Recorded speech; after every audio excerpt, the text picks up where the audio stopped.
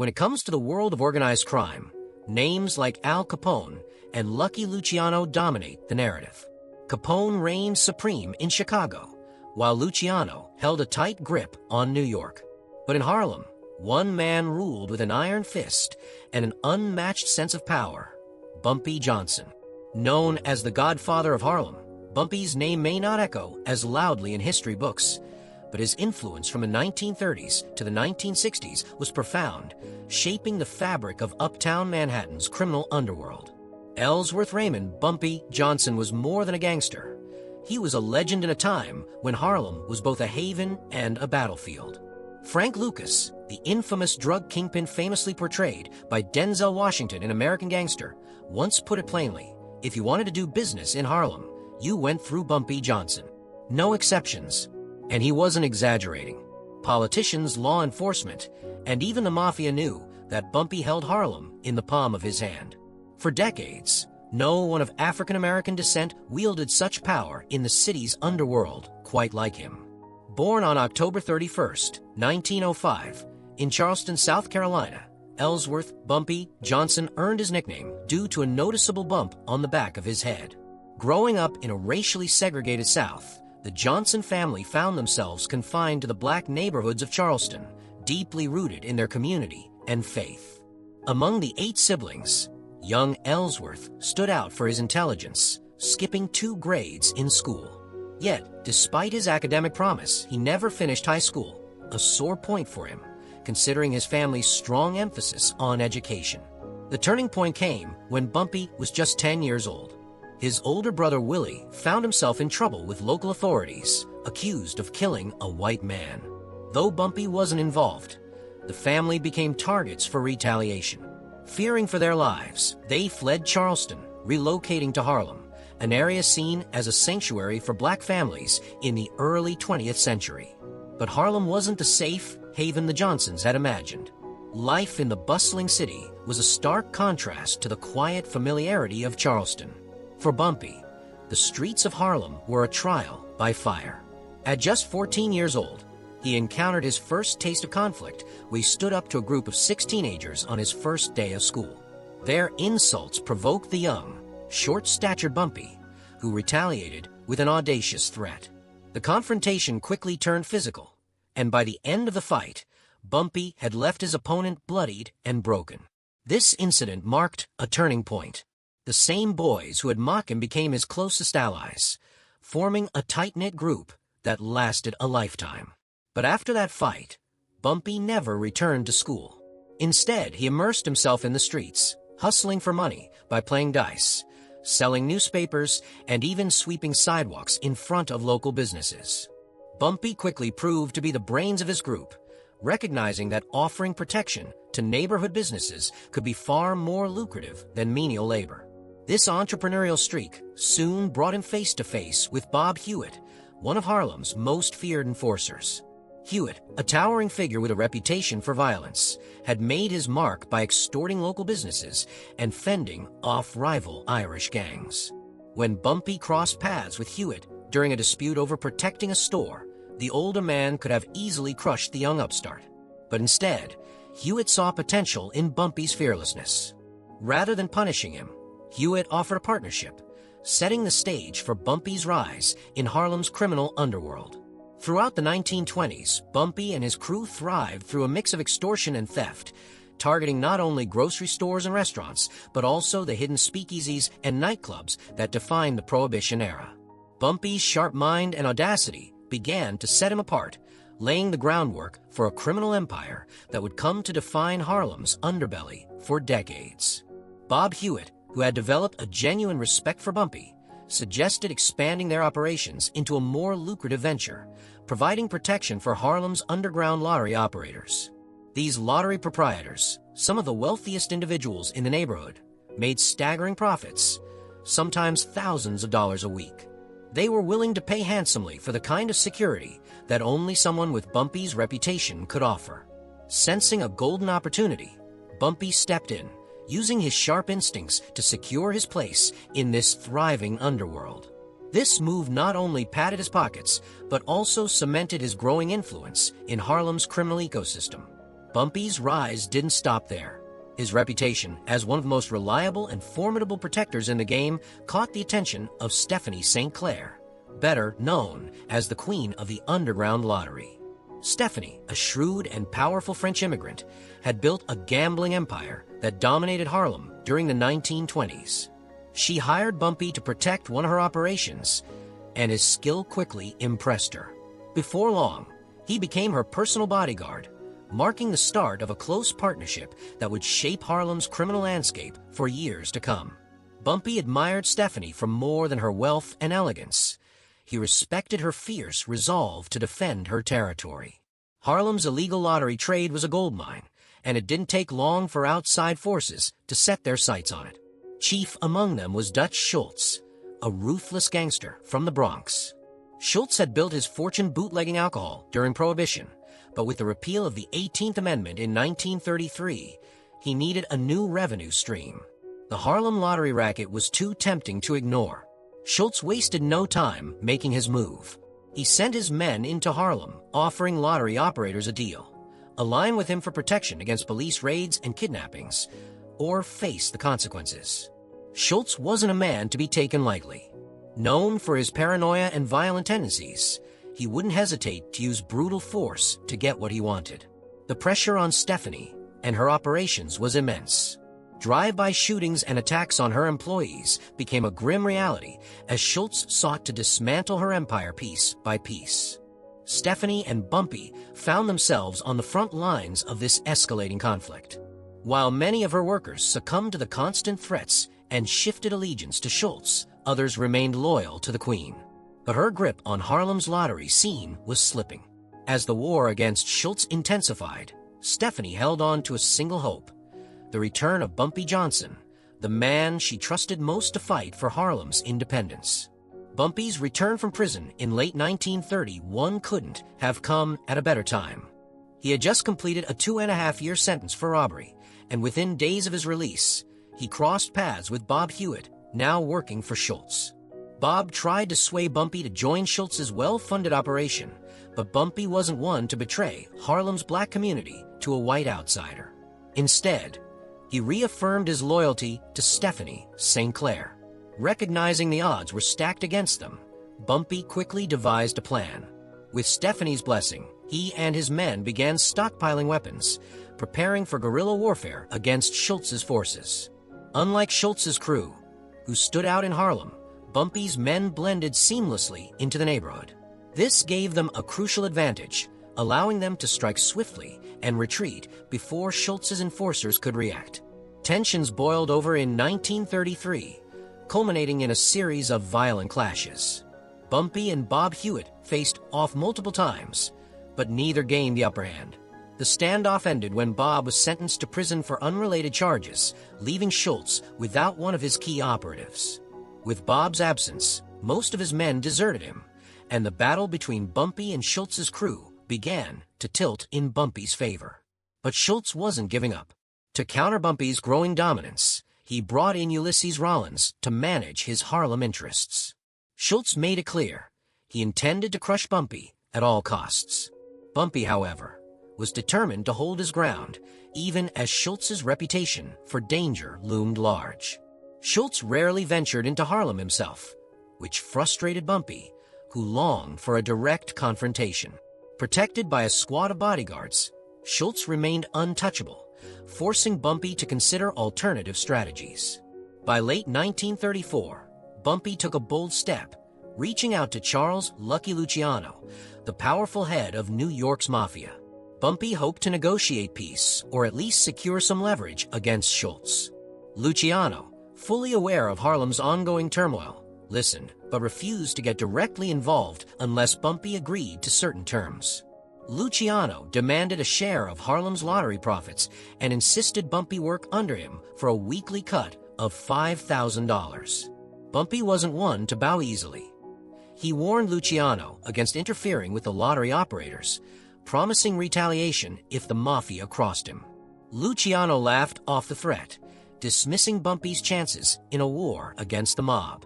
But Bumpy, with his signature confidence, reminded him Schultz thought the same thing.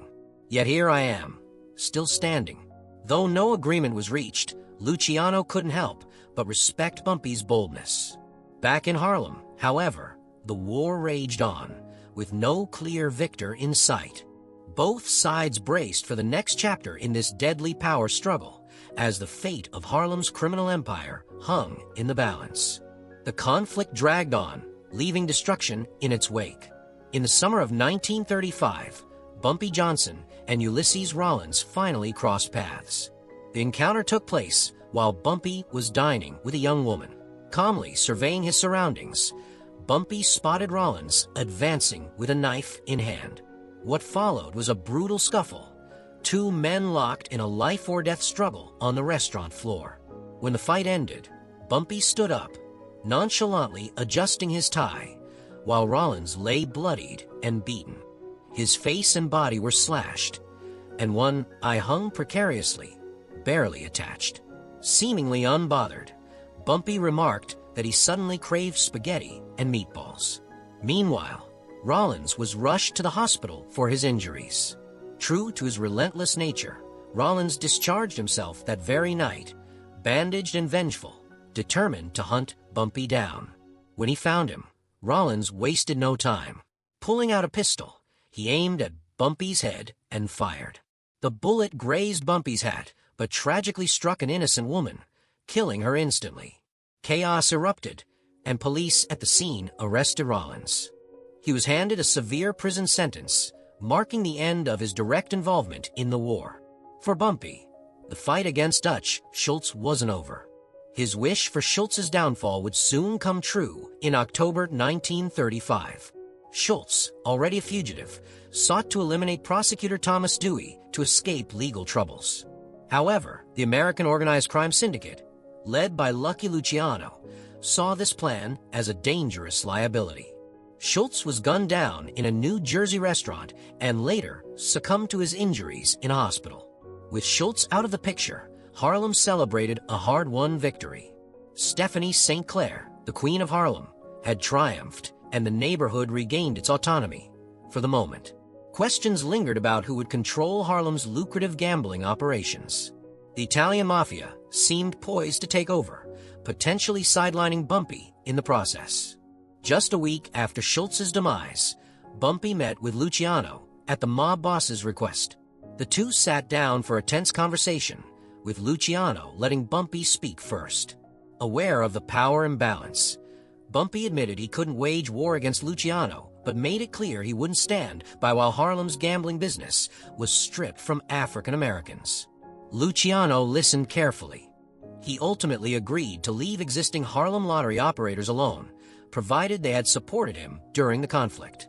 However, he declared that any new ventures in the neighborhood would fall under Mafia control. Bumpy then proposed a partnership, insisting that the Mafia consult him before making any moves in Harlem. Hours of negotiations followed. At one point, Luciano reminded Bumpy of his precarious position, quipping, "Don't you realize I'm doing you a favor? I could kill you right here and take everything." Bumpy, unfazed, responded with a knowing smile. He understood Luciano was far too pragmatic for such a rash act. The talks continued, peppered with moments of laughter, until they reached a historic agreement. Bumpy had secured a truce with honor, preserving Harlem's autonomy while earning respect from one of the most powerful mob bosses in America. This victory transformed Bumpy into a Harlem legend. Everywhere he went, people treated him like royalty.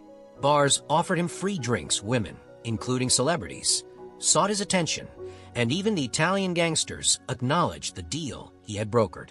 No one dared interfere with his lotteries without risking a direct confrontation with Bumpy himself. The peace lasted until 1936, when Luciano was imprisoned for pandering. Years later, Bumpy faced his own legal troubles after defending a woman under his protection. He was sentenced to 10 years at Dannemora Correctional Facility, where rumors swirled that Luciano was also serving time.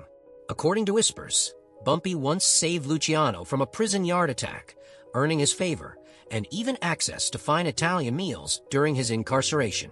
When Bumpy was released in 1947, Harlem was a different place. The Italian Mafia now controlled much of the neighborhood's criminal enterprises. Bumpy's plans to open a new lottery were met with warnings. The Italians run everything now. They might not even let you start up. Determined to reclaim his foothold, Bumpy arranged a meeting with Joe Adonis, Luciano's interim leader. Although Bumpy had little affection for Adonis, he respected the man's loyalty and cunning. During their meeting, the Italians welcomed Bumpy with extravagant gifts but made their position clear. He wasn't the king of Harlem anymore. The dynamics had shifted, and any new ventures would require Mafia approval. Bumpy, ever defiant, chuckled as he stood to leave.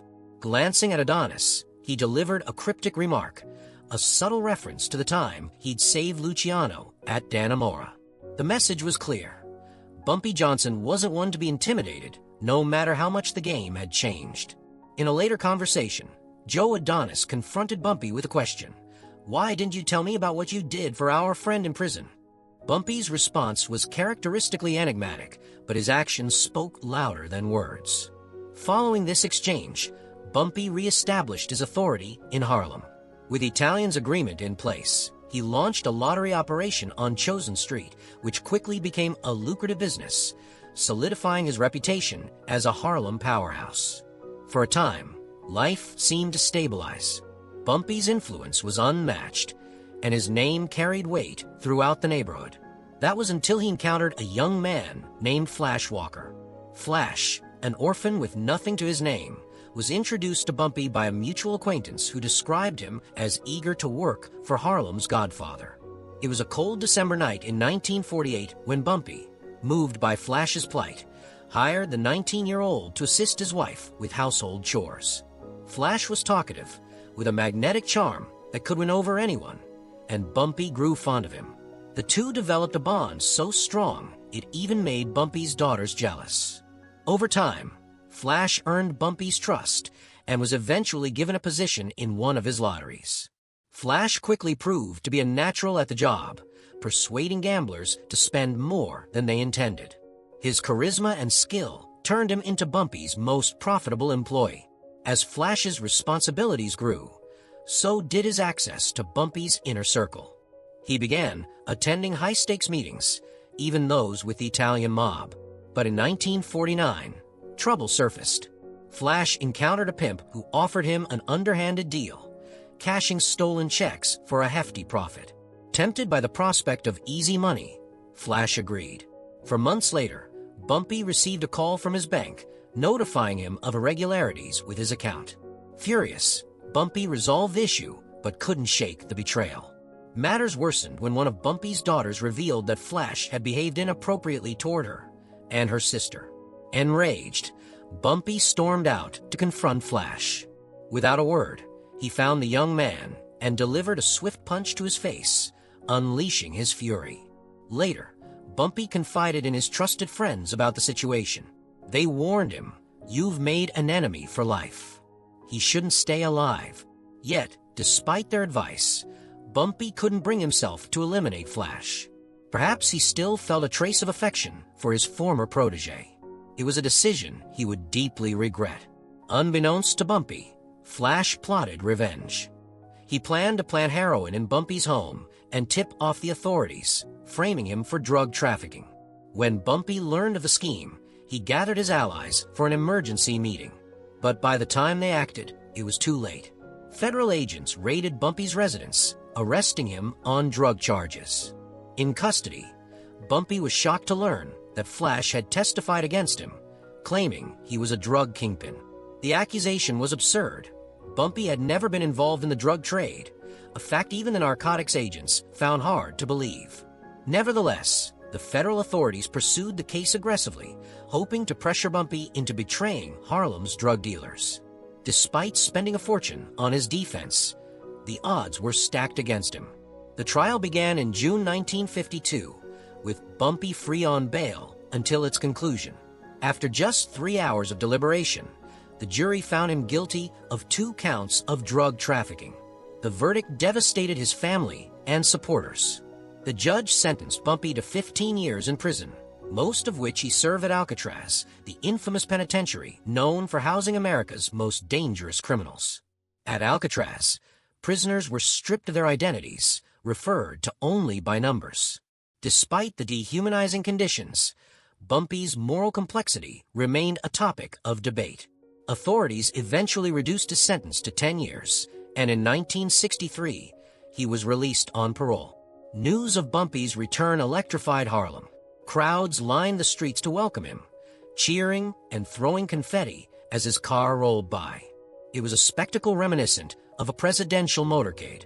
With tears in his eyes, Bumpy waved to the adoring crowd, deeply moved by their unwavering loyalty.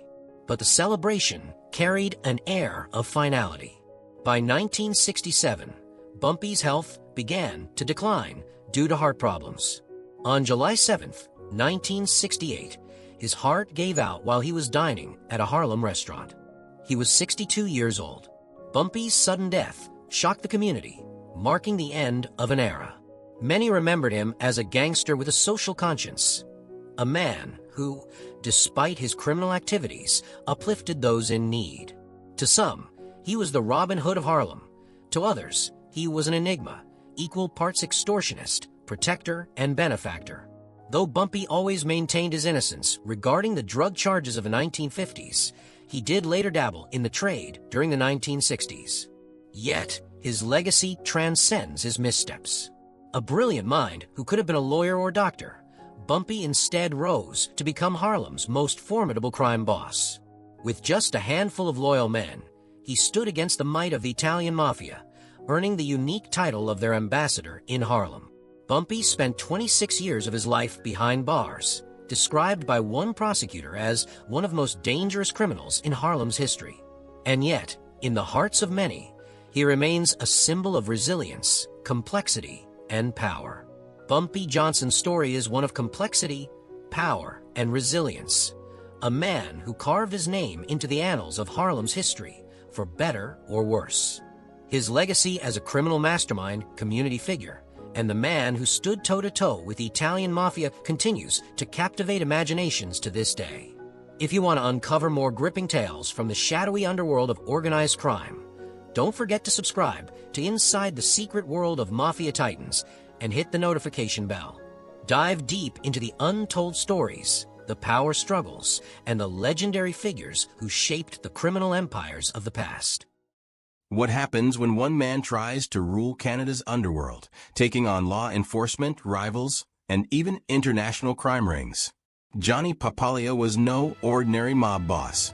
Known as the Enforcer, he built a criminal empire that stretched across 8 provinces, ran multi-million-dollar scams, and left a lasting mark on Canada's crime history.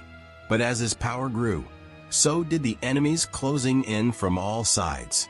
How did Papalia's rise lead to one of the bloodiest tales in Canadian organized crime? Let's talk about Johnny Papalia. Who was he really?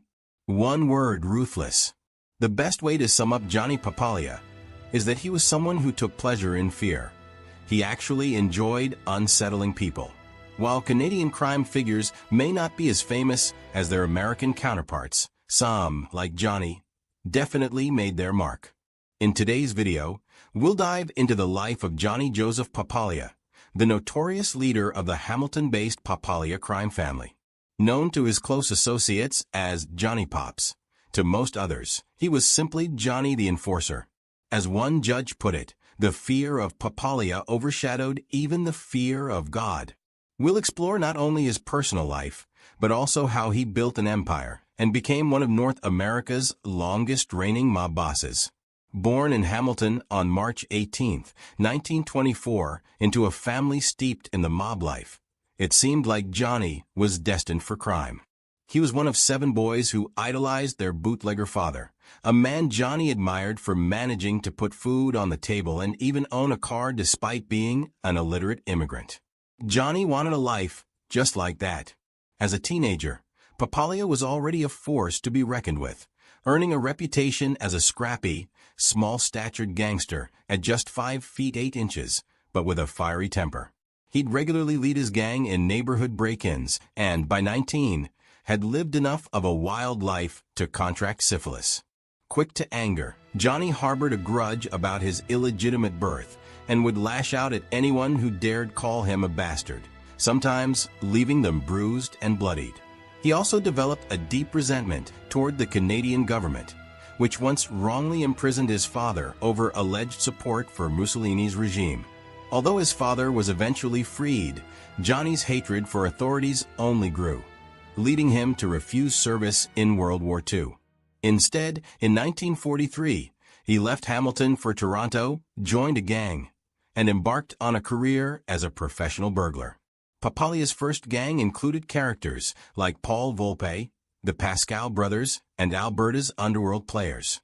Toronto offered young Johnny a taste of the life he wanted: bank heists, store robberies, and drug deals, often with the notorious Harvey Chernak, a major heroin supplier. Although Papaglia himself wasn't particularly intimidating, his choice of partners could make people think twice. His criminal career hit its first roadblock on January 27, 1944, when he was arrested for dodging the draft. However, officials eventually let him go due to his health issues and repeated run-ins with the law. Not long after, Papaglia and his gang hit a Toronto bank, a heist many believe gave him the initial funds to build his criminal network. Papaglia, with his usual dark humor, would later refer to that bank as our bank. In 1945, Papaglia faced his second arrest, this time for burglary, but he managed to get a relatively short sentence. By 1949, he was back in court on serious narcotics charges. At his trial, Papaglia pleaded his case, claiming he needed heroin to cope with the pain from his syphilis, a move that earned him some sympathy and a shorter sentence at a reformatory. During this time, the government attempted to strike a deal, promising him a reduced sentence if he provided information on the heroin trade. Johnny, however, refused, and his reputation soared as a man of loyalty and silence, gaining him respect in the underworld. Upon his release in 1951, he headed to Montreal on a summons from mob leaders Luigi Greco and Carmine Galante of the Bonanno family. They were impressed by Papaglia's dedication and soon introduced him to Vincenzo Cotroni, Montreal's mob boss, who appointed him as an agent in Ontario. From 1954 to 1955, Johnny ran various mob operations, from taxi companies to extorting protection money from local businesses. Eventually, Montreal became too dangerous, and after narrowly surviving an assassination attempt in 1955, he moved back to Toronto. Johnny's persistence finally earned him an invitation to meet Stefano Megadino, head of the powerful Buffalo crime family. He was formally inducted as a made man and appointed leader of the Papaglia family in Ontario. This marked a new chapter for Johnny. No longer a petty criminal, he was now in charge of a vast criminal enterprise based in Hamilton, with Megadino warning him to work alongside Ontario's existing mob leaders rather than replace them. Papaglia's territory stretched across Ontario, from Hamilton to Niagara Falls, and even North Bay. His influence was undeniable, and with his new rank, he amassed wealth and power. Johnny seized control of numerous businesses, consolidating his grip over his territory and solidifying his status as one of Canada's most influential mob bosses. Johnny Papaglia's strategy for taking over businesses was surprisingly straightforward. He'd approach a business owner with a simple question: "Does the name Johnny Papaglia mean anything to you?" If the answer was no, he'd calmly explain that they were about to have a new business partner, and any pushback was met with swift, often brutal, persuasion from his muscle. So, what about the police? With the powerful Buffalo crime family backing him, even law enforcement struggled to stand in his way. Soon, Papaglia had numerous small to medium-sized businesses, each paying him up to $1,000 a week for protection services. Like a savvy investor, Johnny funneled this income into his loan sharking business, which he called Shylocking. For this venture, he recruited Howard Jordan, a terrifying figure with a scarred face and a past as a professional heavyweight boxer. Jordan was perfect for the job. Known as the winner of the Kingston Penitentiary boxing tournament, though he hadn't won any mainstream titles, his reputation was enough to make most people fall in line. Loan sharking became an instant goldmine. Johnny targeted desperate business owners, offering them large loans on short notice. He'd assure his clients they only had to pay back $6 for every 5 borrowed, due within 2 weeks. What they didn't realize was that this arrangement amounted to an astronomical annual interest rate of over 1,040%. If anyone dared miss a payment, Papaglia's enforcers were there to persuade them to comply. Before long, Johnny's loan sharks extended their reach into Toronto's and Hamilton's bustling gambling clubs. By then, Papaglia wasn't even using his own cash for loans. He'd partnered with other mobsters who let him borrow their money, in return for double the interest. The other dons loved the idea. Not only did they earn tax-free income, but they were also confident that Johnny's men would ensure their money was always repaid. Once, a pimp thought he could outwit Papaglia's men and get away with $1,000. Howard and his crew swiftly showed up, and by the end of their discussion, the pimp had signed over his prized $5,000 convertible. Johnny's associates then sold the car to another mobster for $3,000, pocketing an easy $2,000 in profit.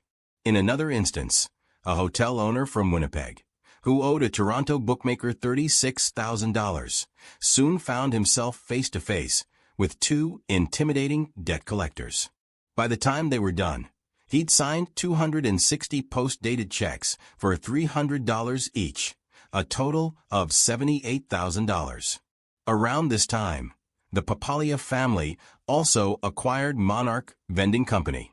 While Frank Papaglia was officially listed as the owner and manager, everyone in Hamilton knew who really called the shots. Monarch Vending quickly became an unstoppable monopoly. Competing was nearly impossible, and no one dared go head-to-head with the growing Papaglia crime family. Business owners unable to settle their debts were forced to install Monarch's machines on their premises, whether they wanted to or not. Monarch Vending was so profitable that it reportedly made up to $12,000 a day. But where did all this vending income come from? According to police reports, Papaglia stocked many of his machines with stolen cigarettes. Initially, this involved raids on warehouses, but soon, his crew began hijacking cigarette trucks and even intercepting railway shipments. A provincial inspector later revealed that Papaglia had 3 organized rings working these operations. Within just 8 months, they stole about 1.5 tons of cigarettes, distributing them through vending machines across the underworld. Papaglia's schemes didn't stop there. He even found a way to siphon money from churches and charitable organizations.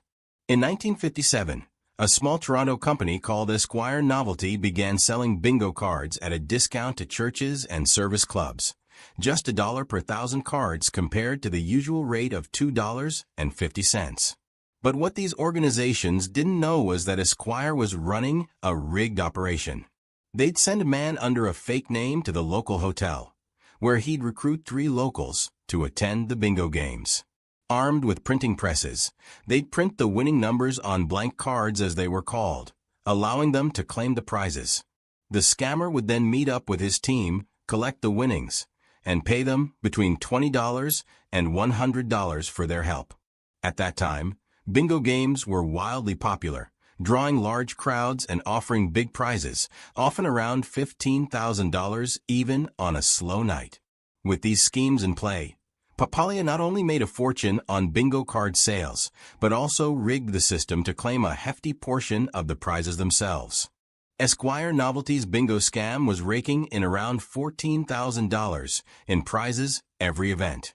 Investigators later revealed that over 4 years of organizing bingo events for Toronto's Lions Club, the club made only $30,000 in profit. Meanwhile, Esquire pulled in $100,000 from card sales and an additional $96,000 in prizes. What's even wilder, Papaglia's men were replicating this scheme across 8 provinces, deceiving hundreds of churches and clubs. Authorities estimated that Esquire's operation was bringing in close to $6 million a year. By 1958, Johnny Papaglia was swimming in money, flaunting his wealth with custom suits, high-end cars, and an unmistakable swagger. Those close to him said he loved showing off by flashing $50 and $100 bills. But the more he flaunted, the more attention he attracted, and not the kind he wanted. Law enforcement was slowly catching up. After a string of police raids on his gambling clubs, Papalia decided it was time to diversify. He aimed bigger: the heroin trade. In October of that year, with permission from Stefano, he reached out to Vincent and Frank Caruso of the Genovese crime family.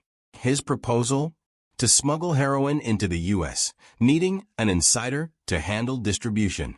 The following year, in 1959, he was invited to a secretive New York meeting. Experts believe it was the infamous meeting that established the French Connection smuggling network. Papalia was the only Canadian present, introduced to the others as the man overseeing Southern Ontario for the Buffalo crime family. The French Connection was no small-time operation.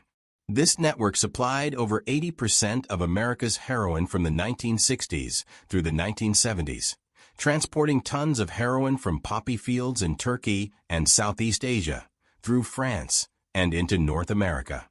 The profits were unimaginable. Even with this new cash flow, Papalia was still determined to dominate Toronto's lucrative gambling scene. However, one man stood in his way: Max Bluestein, who controlled Toronto's legal gambling scene and had somehow kept the Mafia at bay. Bluestein's Lakeview Club alone brought in over $13 million annually. He was a wealthy man who wasn't shy about his success, owning apartments and a finance company as well. Then, on March 21, 1961, Johnny spotted Bluestein at a local tavern and sent over a drink, a symbolic offer of partnership. But Bluestein, unaware of his position, arrogantly refused, saying if some punk wanted to talk to him, he should come over himself. The tension escalated as the night wore on. After a few more drinks, Bluestein's confidence grew. He told his friends to leave, insisting he'd handle Papalia's men himself. Eventually, he staggered over to Johnny's table, but refused to sit down. In an instant, two men appeared behind him, hitting him with a blackjack. Bluestein, in defense, pulled a pocket knife and managed to stab one attacker, but he was soon overpowered. What followed was nothing short of a brutal semi-execution. A local columnist described it as the worst beating possible without actually killing a man. Bluestein was pummeled with fists, brass knuckles, blackjacks, and iron bars. His cheekbones were shattered, his scalp split open, and glass from a broken bottle was ground into his mouth. 10 days later, when a reporter visited him, he looked like a piece of meat.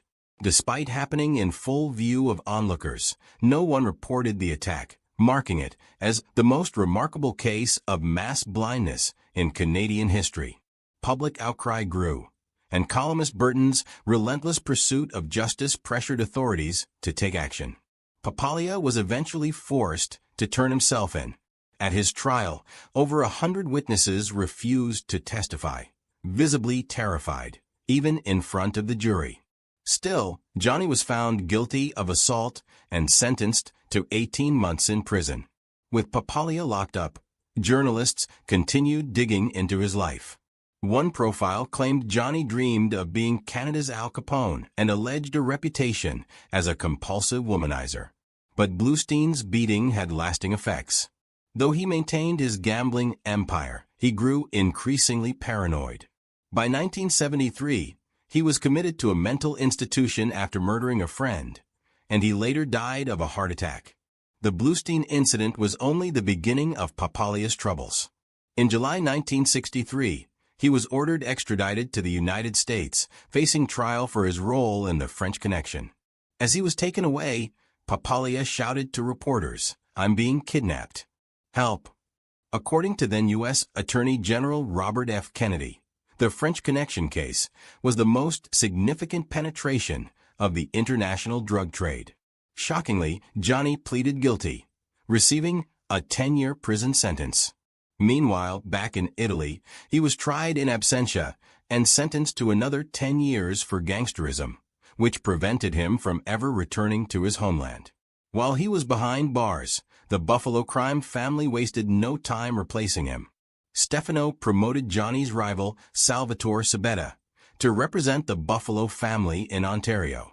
Then, on January 25, 1968, after serving less than half his sentence, Papalia was released and returned to Canada. He was greeted like a king by Hamilton's underworld figures, but Toronto, his prized territory, had been handed to Paul Volpe by Stefano. Despite being denied control of Toronto, Johnny adapted and took on a more Godfather role. Local residents even called him the Godfather, with many testifying that he was kind, generous, and helpful to those in need. He invested in legitimate businesses like beer dispensers and pinball machines, bringing him a steady income. However, he still had one major hatred: bikers, especially the Hells Angels, whom he called stupid and crude. He had a strict shoot-on-sight policy for bikers trying to operate in Ontario.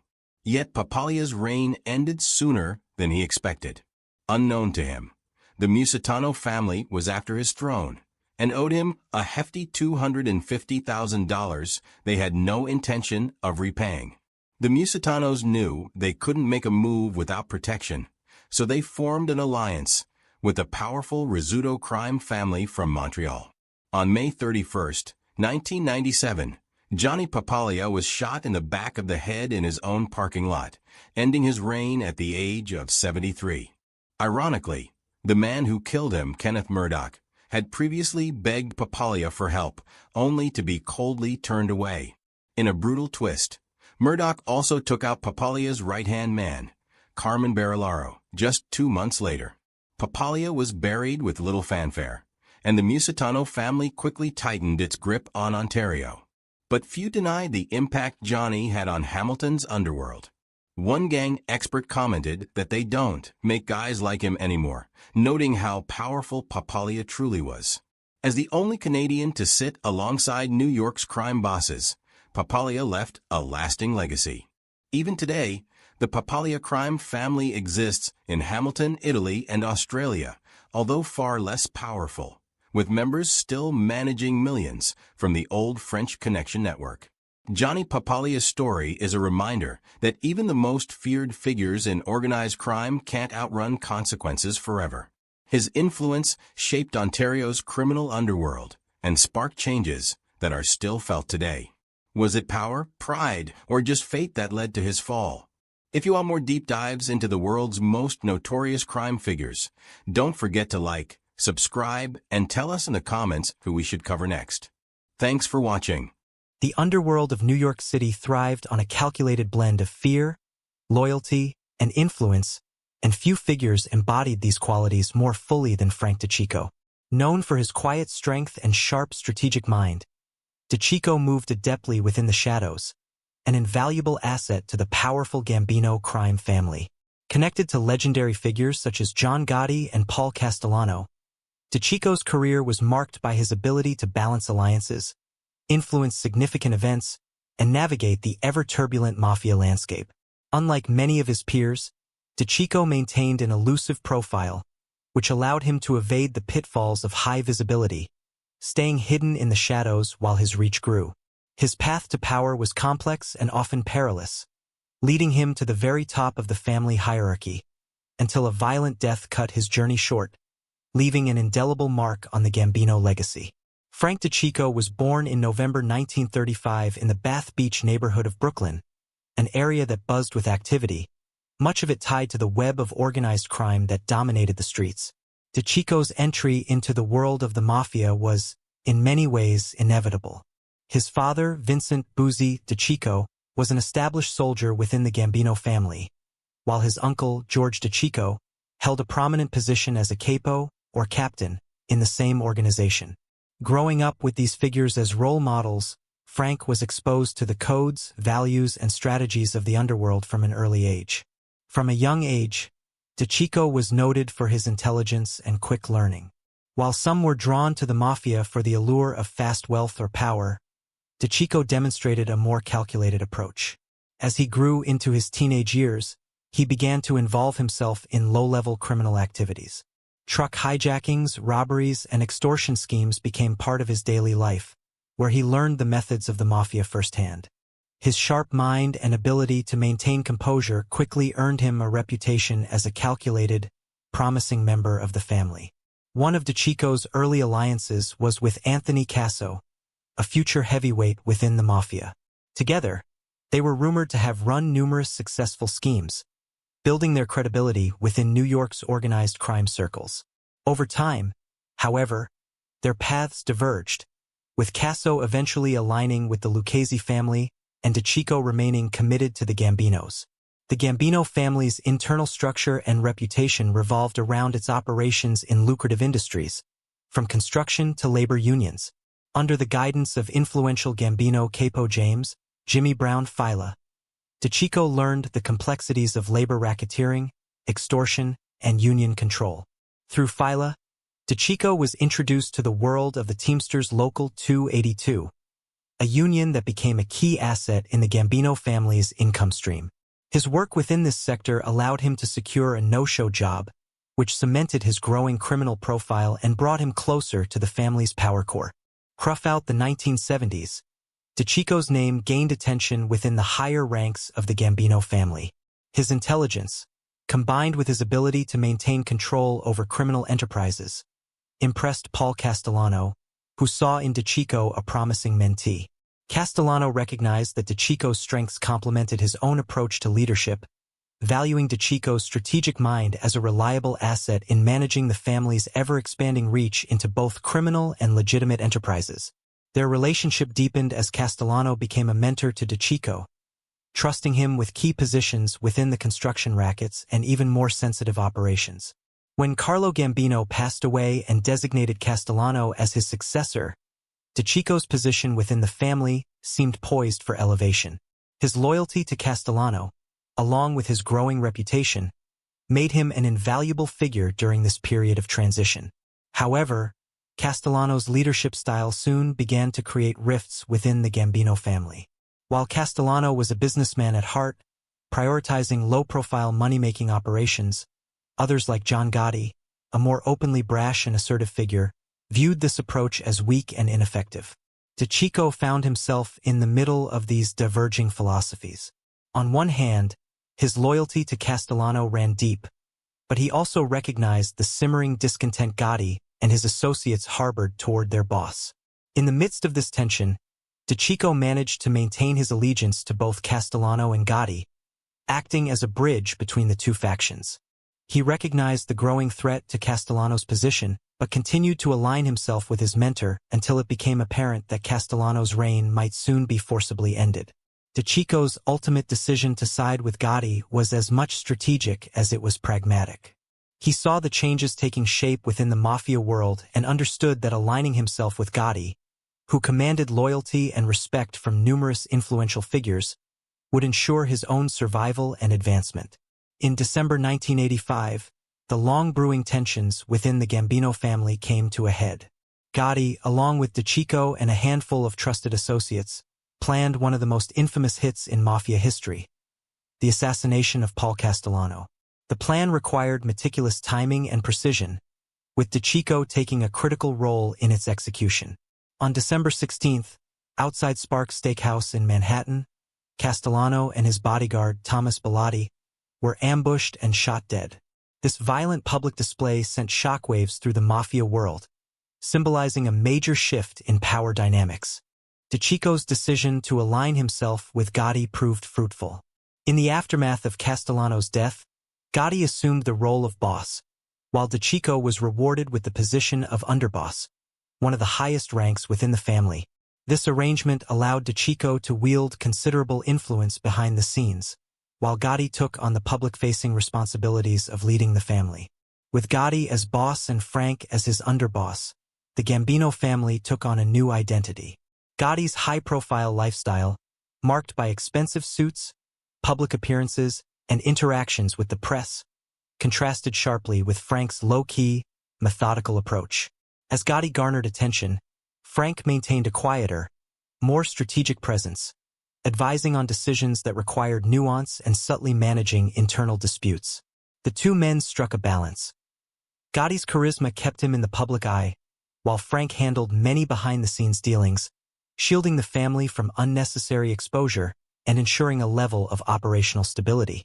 Frank's extensive connections across mafia families further fortified his influence, as he was well respected for his level-headedness, reliability, and diplomatic skills. Despite the outwardly smooth transition, not all mafia families welcomed Gotti's brazen takeover.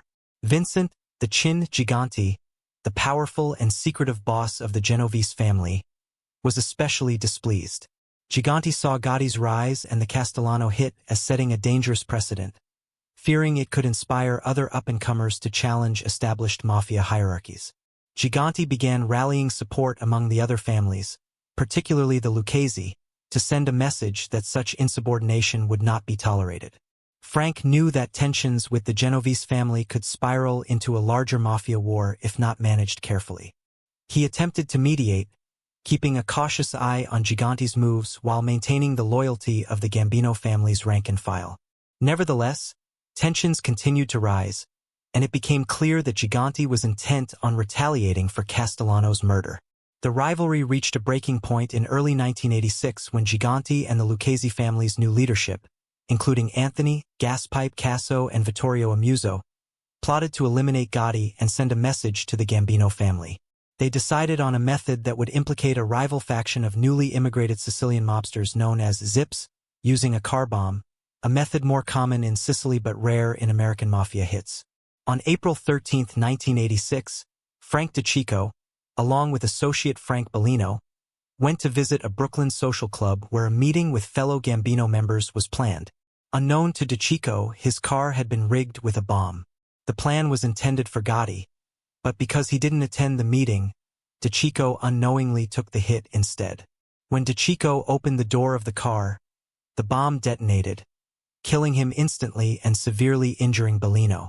The explosive assassination sent shockwaves through the mafia world. Gotti and the rest of the Gambino family were enraged, suspecting Gigante's involvement but lacking concrete evidence. Although retaliation was debated, the lack of solid proof and the potential for a full-blown mafia war led Gotti to exercise caution. Frank's death marked the end of an era. He had been a linchpin in balancing the Gambino family's internal factions and navigating its power struggles. His diplomatic skills and strategic acumen made him irreplaceable. After his death, John Gotti mandated that all Gambino members attend DeCicco's funeral, a testament to his impact on the family. In the years following, Frank's influence was remembered as instrumental in some of the most pivotal moments in the Gambino family's history. His assassination underscored the high stakes and the ever-present danger of mafia life, where even the most loyal and skillful members could fall victim to rivalries beyond their control. Frank DeCicco's legacy endures as a reminder of the calculated maneuvering, loyalty, and peril that defined New York's mafia underworld in the 1980s. As the final echoes of Frank DeCicco's life fade, we're left with a stark reminder of the era he embodied, a world where cunning, loyalty, and ruthlessness were the tools of the trade. DeCicco's story is not just one of crime, but of power, ambition, and the dangerous allure of life on the edge. If you want to dive deeper into these hidden worlds and unravel more untold tales of the Mafia, join us here on Inside the Secret World of Mafia Titans. Subscribe for more stories of the figures who shaped organized crime from the shadows, and hit that notification bell to never miss an update. Picture a man who could turn heads just by walking into a room. Expensive cashmere coat draped over his shoulders, confidence radiating like heat. This was John Gotti, the king of New York's underworld, long before his empire came crashing down. Born in the gritty streets of the South Bronx in 1940, John Gotti was no ordinary kid. The fifth of 13 children in a struggling immigrant family, he learned early that survival meant staying sharp and staying tough. His father, a day laborer constantly chasing work, moved the family from neighborhood to neighborhood until they finally settled in Brooklyn's East New York, a concrete jungle where only the strongest survived. East New York wasn't just a neighborhood. It was a battleground where youth gangs fought for every inch of territory. And young John, he wasn't just another face in the crowd. With lightning-fast hands and a street-smart attitude, he quickly rose to lead the Fulton Rockaway Boys. The local mobsters weren't just shadows, they were mentors, and the neighborhood shopfronts were their classroom. Carmine Fatico's underground club became Gotti's first real taste of organized crime. He wasn't a model student. In fact, he dropped out of Franklin K. Lane High School at 16, already building a rap sheet that would make most people nervous. Petty crimes, street fights, car thefts. Gotti was collecting rap sheets like others collected baseball cards. His big break came through connections. Meeting Aniello Dellacroce, a key figure in the Gambino crime family. Gotti wasn't just another wannabe. He was a rising star. His first major move? A cargo theft operation near Kennedy International Airport that landed him in prison. But even behind bars, Gotti was playing chess while others were playing checkers. When he emerged in 1972, the game had changed. The Bergen Hunt and Fish Club became his new headquarters, a legitimate front for an illegitimate business. Fate dealt him a critical hand in 1974 when he was tasked with avenging a family-related kidnapping and murder. The result? A calculated hit that solidified his reputation. The 1980s were Gotti's golden era. He navigated federal investigations like a skilled captain, beating charges that would have sunk lesser men. His 1986 federal trial became legendary, an absolute embarrassment for law enforcement when he was acquitted on all racketeering charges. Some whispered about jury tampering, but Gotti just smiled and walked free. By the mid-1980s, Gotti wasn't just a mobster. He was a phenomenon. The Gambino family was a $500 million enterprise, with Gotti at its helm. The Ray Night Social Club in Little Italy became his throne room, where top-tier mobsters were forced to report to him. But behind the swagger was a man of profound complexity. The tragic death of his 12-year-old son, Frank, in 1980 revealed a vulnerability beneath the tough exterior, a father's grief that even his criminal lifestyle couldn't shield him from. Despite incriminating surveillance tapes from the Bergen Hunt and Fish Club and the testimony of an insider, Gotti managed to escape conviction. Suspicion of jury tampering loomed large when a New York City police officer was arrested and convicted for feeding the Gambino family the names and addresses of potential jurors. However, no formal charges for tampering ever materialized. The FBI stepped up their game, embedding hidden microphones in an apartment above the Rave Night Social Club, Gotti's meeting hub. The recordings painted a damning picture of Gotti, his underboss Sammy, the Bull Gravano, and Consigliere Frank Lacasio. Captured discussions implicated them in a slew of crimes, from murder to bribery, loan sharking, gambling, and obstruction of justice. During the 1990 trial, snippets of these conversations were revealed, exposing Gotti's operations and tightening the noose around him. But it wasn't just the legal system that saw Gotti as a legend. In a 1997 prison conversation with his brother, Peter, Gotti reflected on his infamous legacy. He joked, "Pete, they hate me because I became a legend," pointing to a claim that over 50 books mentioned his name. "You won't even find 53 books on Abraham Lincoln," Gotti quipped, with his characteristic bravado. In December 1990, Gotti and his closest associates were arrested at the Rave Night Social Club. This time, the government had a trump card, Sammy Gravano, who had turned state witness. Gravano's testimony sealed Gotti's fate, and on April 2, 1992, a federal jury found him guilty on all 13 charges, including 5 murders, racketeering, and other crimes. As the verdict was read, Gotti sat unfazed, arms folded and smirking. He declined to address the court before receiving a life sentence without parole. Gravano, who cooperated with authorities, received a reduced 5-year sentence. Stripped of his power and prestige, Gotti was sent to the Supermax Federal Penitentiary in Marion, Illinois. Far from his opulent lifestyle in New York, Gotti now endured solitary confinement, spending 23 hours a day in a 7 by 8 foot cell. The facility's harsh conditions allowed inmates just an hour of exercise, often while shackled. Family visits were prohibited, and even phone calls to loved ones were out of reach. But inside Marion, Gotti remained a figure of respect, even admiration. Other inmates sought his approval, offering favors and trying to curry his favor. However, this respect wasn't universal. Walter Johnson, a volatile and physically imposing inmate, clashed with Gotti.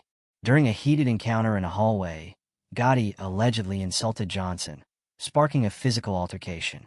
Johnson emerged victorious, leaving Gotti bruised and bloodied. When questioned, Gotti downplayed the fight, claiming he had simply slipped and fallen. The harsh conditions at Marion extended beyond the inmates. Reports described the facility as inhumane, with unsanitary water supplies contributing to illnesses among prisoners. Gotti himself eventually developed head, neck, and throat cancer. Despite his deteriorating health, medical care was sparse, and rumors swirled that the warden held a personal grudge against Gotti, intensifying his suffering.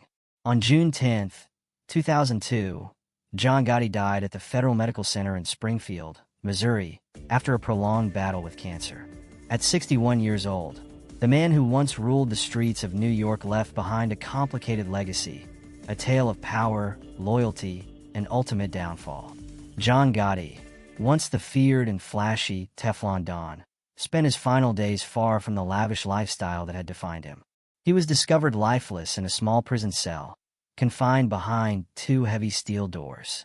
His last moments were a grim contrast to his once outspoken nature, his voice silenced by a medically induced coma. Tubes provided his only nourishment, and even a tracheotomy was performed to clear his airway, blocked by 8 tumors in his neck. For the man who once commanded the streets of New York, death arrived quietly. The Bureau of Prisons announced plans to perform an autopsy to confirm the exact cause of death, igniting a swift backlash from Gotti's family. His longtime attorney, Bruce Cutler, passionately objected, stating, "There's no need for it. We know what killed him, but you'll also find 10 lions' hearts in there." Gotti's relatives argued that years of medical neglect at the Marion Supermax prison contributed to his cancer, citing recurring infections in his dental implants. The news of Gotti's death sparked chaos within both law enforcement and the underworld. The NYPD scrambled to prepare for a heavily attended funeral, wary of what his passing might mean for the leadership of the Gambino crime family. Meanwhile, Gotti's supporters lashed out at federal authorities for notifying the public before informing his family. "It's disgraceful," fumed one insider who learned the news from a reporter.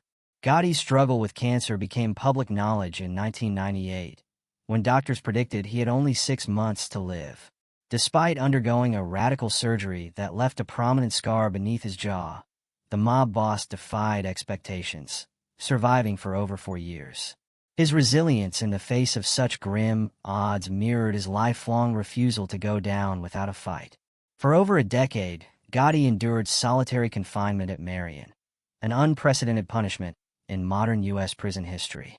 Civil libertarians occasionally rallied to his defense, questioning the ethics of his treatment. Even Amnesty International sought an interview with him, though Gotti declined. In his final days, confined to a coma-like state and heavily medicated, his son Peter sat by his side, speaking to him as a video camera recorded the one-sided conversations. True to his nature, Gotti never filed complaints or lawsuits to protest the harsh prison conditions. Yet, despite his deteriorating health, Gotti continued to shock those around him. He looked older, but he had a bounce to his step, remarked a close friend, Rebach. "After all I read about his condition, it was shocking to see how well he appeared." For Gotti, whose life had been defined by dominance and opulence, this quiet end in prison was a stark reminder of how power can fade. John Gotti's death marked the end of an era, but his legacy continues to cast a long shadow. How did the Gambino family navigate the power vacuum left in his wake? And what does Gotti's rise and fall teach us about the consequences of living outside the law? Stay tuned for our next episode as we uncover more secrets of the Mafia world. And don't forget to share your thoughts. What do you think was John Gotti's greatest strength, and what ultimately led to his downfall? Let us know in the comments below, and make sure you subscribe for more untold stories of Mafia legends.